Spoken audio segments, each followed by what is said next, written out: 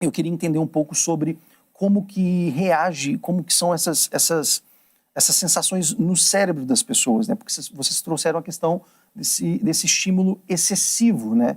O Marcelo até trouxe um cérebro para explicar, para ficar até bem didático para a gente como que é essa reação, mas como que isso funciona, tanto do ponto de vista hormonal, questões relacionadas a esse estímulo excessivo, como que isso reage no corpo, né? Legal. Bom, eu vou tentar ser o mais didático possível, né? Porque a gente tem um cérebro, o cérebro é um órgão que, como todos os órgãos, é formado de células, e o nome das células cerebrais, neurônios. A gente tem aí entre 85 bilhões e 100 bilhões de células. É muita coisa, muita coisa. Então, imagine que nós 4 aqui somos neurônios. Os neurônios, eles têm a capacidade de fazer ligações uns com os outros, né? Faz a ligação, Soriani. Olha lá, uma ligação feita, né? Essa ligação, uma vez feita, provavelmente é para a vida toda. Né? É físico isso. Aí esse outro neurônio vai se conectar aqui.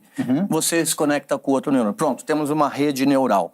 Né? Essas redes neurais, elas são feitas até quando a gente é muito velhinho. Agora, os neurônios, eles têm uma característica muito interessante. Eles são, ao mesmo tempo, células que produzem pulsos elétricos muito pequenininhos, né? E esse pulso elétrico, lá no final, ele vai liberar uma substância química no outro neurônio. Se liga aí, Rafael. Sim. No outro neurônio.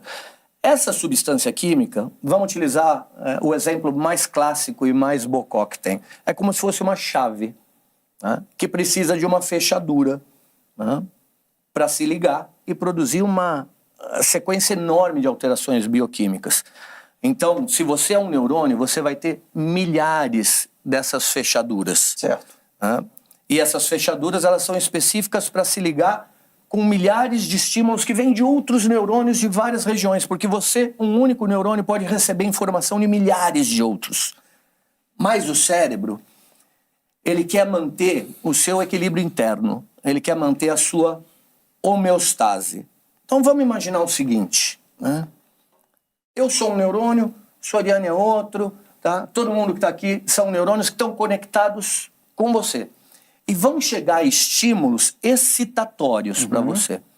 E todos esses neurônios vão liberar substâncias químicas chavezinhas em cima de você. Certo. O estímulo pode ser tão grande em cima de você, neurônio, que uma adaptação vai acontecer, que a gente chama de down regulation. Essas fechaduras que você tem no teu corpo celular, elas começam a ser interiorizadas. É como se a célula falasse, muito estímulo, muito estímulo, muito estímulo. Eu não vou aguentar essa quantidade enorme de estímulos.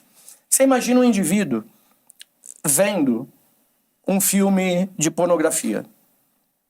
A quantidade de estímulos que ele tem ali. Em 1 minuto, ele vai passando de vídeo para vídeo, de vídeo para vídeo, de vídeo para vídeo.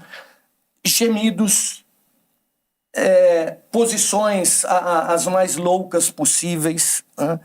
E a escalada, né, da pornografia é enorme, porque ele começa com um homem e uma mulher.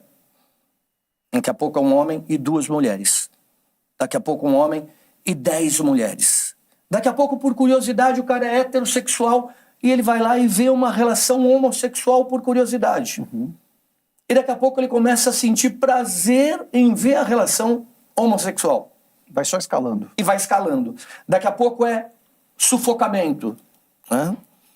O nível de estímulo que o cérebro está recebendo é enorme.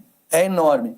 E os neurônios vão, como eu falei, se dessensibilizando. Sim. Eles vão interiorizando os receptores. Até na tela, a produção colocou ali algumas imagens. Perfeito. Eu acredito que são imagens que ilustram bem essa situação, né? São. Se você conseguir explicar pra gente até...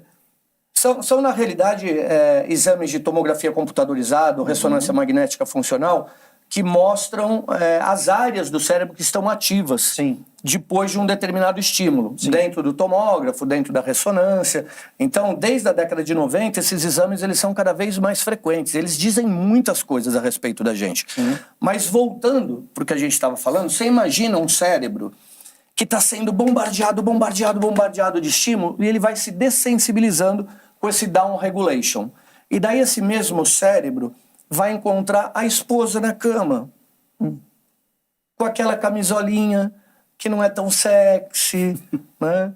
Sem maquiagem, sem grandes cílios. Aquilo não é suficiente para estimular esse cérebro, porque ele foi dessensibilizado, a ponto do indivíduo, inclusive, não ter ereção.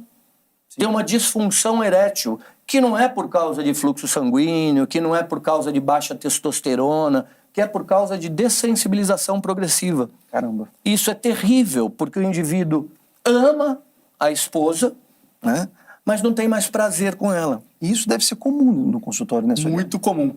A pornografia causou um problema que a gente não tinha muito tempo atrás. Não só um problema, mas vários. PIED. Pornography Induced Erectile Dysfunction.